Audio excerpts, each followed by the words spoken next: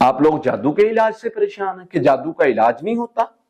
आपके पास जो खजाना है उसके होने के बावजूद भी आप परेशान हैं, तो भाई आप पर हैरानगी है, आप पर अफसोस किया जा सकता है। आपके पास वो सूरतें हैं जो अल्लाह ताला ने नबी सल्लल्लाहु अलैहि वसल्लम को अता फरमाई, और आपको इस चीज का अंदाजा हो जाए इसकी ताकत का कि आपके पास वो सूरतों का खजाना है जो दुनिया में किसी मजहब के पास नहीं है, तो आप चैलेंज कर दें जादूगरों को।